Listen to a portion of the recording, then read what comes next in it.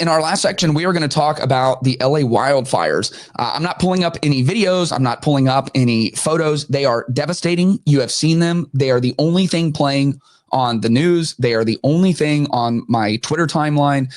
It is devastating. It's heartbreaking, just the level of damage that is being done. And of course, there are political grenades being thrown back and forth across the aisle.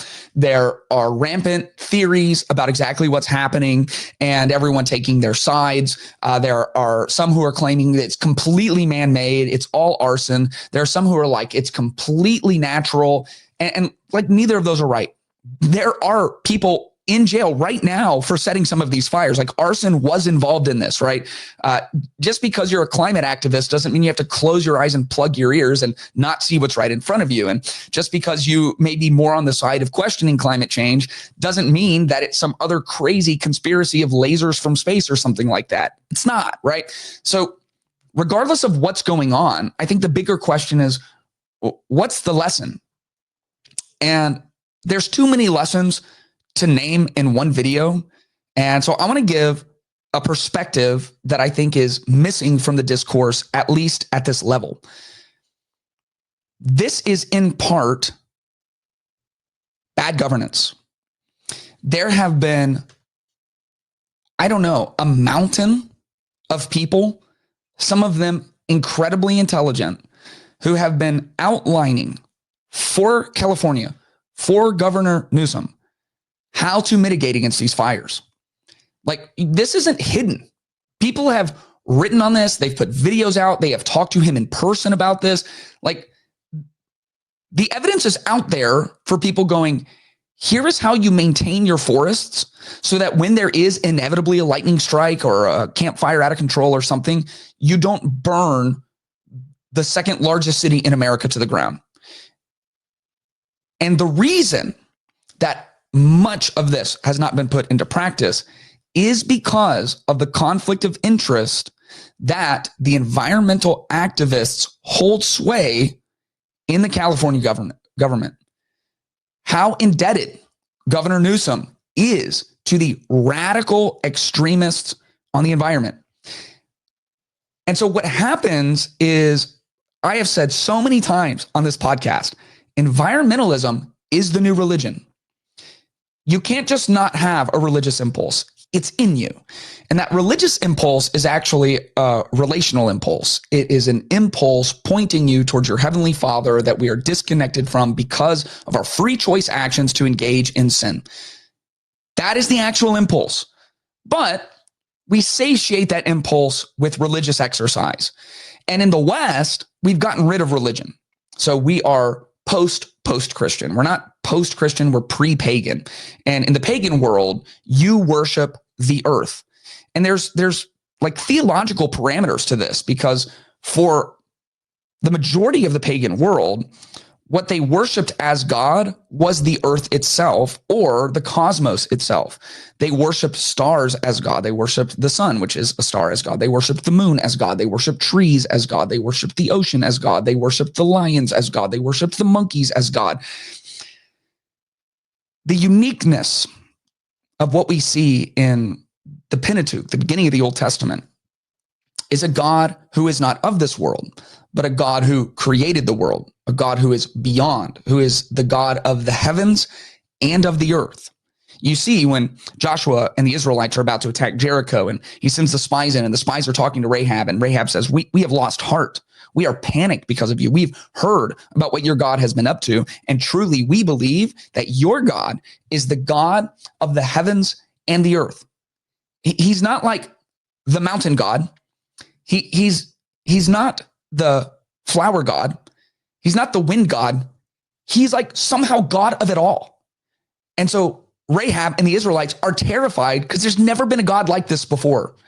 And so we worship a God that transcends his creation. He created it. He's the agent of that, but he's above it. He transcends it. And now we're back to a pre-pagan world. And so we're worshiping not a God of creation, but creation as God. And every religion that is not pointing through Jesus to God is a false religion. And false religions are always incredibly dogmatic, and false religions cause poor governance. I'll be even more transparent than that. When you are worshiping a God, you make decisions that are bad decisions for you, for your family, for your business, for your community, because they are good for your relationship with God. And you trust that if you sacrifice appropriately to that God will reward you over time, right? So, I'll give you some examples. As a Christian, my family gives to God through our local church, and we try to be as radically sacrificially generous as we can. All of that money could help put kids in college. We could drive better cars. We could pay off our home faster.